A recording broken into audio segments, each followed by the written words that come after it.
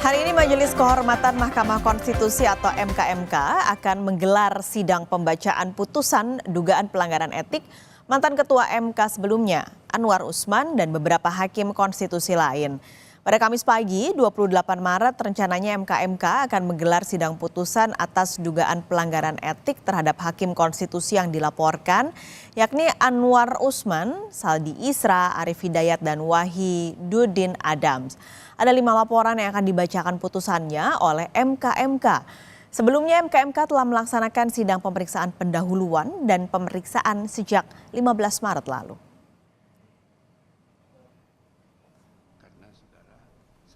Pada November 2023 lalu, Majelis Kehormatan MK mencopot Anwar Usman dari posisi Ketua MK. Anwar terbukti melakukan pelanggaran berat dalam putusan MK terkait batas usia capres. Dalam sidang putusan MKMK, Anwar Usman juga dilarang untuk ikut terlibat dalam sengketa pemilu. Selain itu, Anwar Usman juga tidak boleh mencalonkan diri atau dicalonkan sebagai Ketua MK hingga akhir masa jabatannya.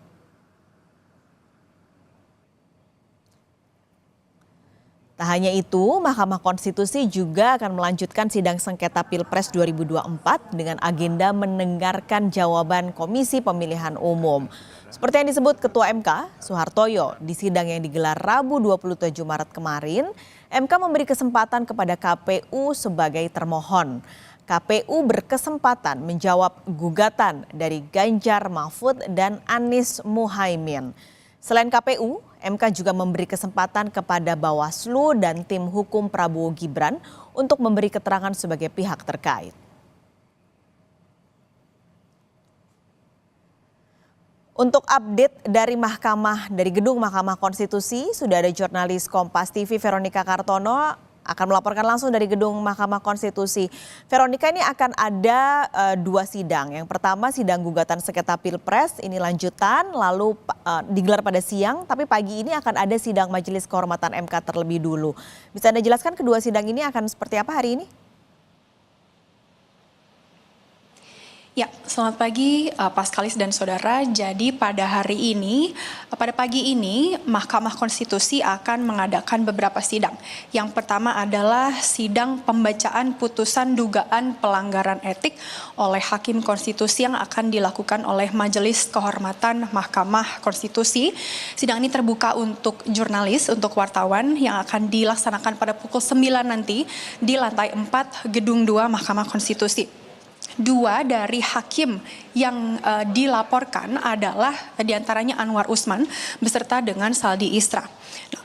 Dari beberapa laporan, salah satu laporan yang diterima oleh MKMK yakni adalah terkait dengan pernyataan Anwar Usman pada saat konferensi pers tanggal 8 November tahun 2023 di mana beliau menanggapi soal pencopotan dirinya dari posisi Ketua Mahkamah Konstitusi oleh MKMK akibat putusannya terkait dengan penetapan usia capres dan cawapres. Anwar Usman sempat mengatakan bahwa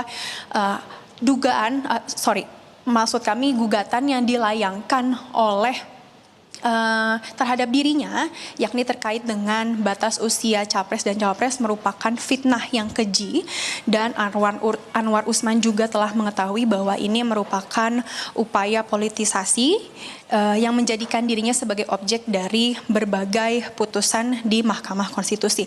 Selain itu ada pula laporan yang kedua yakni terkait dengan dugaan pelanggaran etik karena Anwar Usman meminta keputusan MKMK terkait dengan pengangkatan Soehartoyo sebagai Ketua MK ini dinyatakan tidak sah.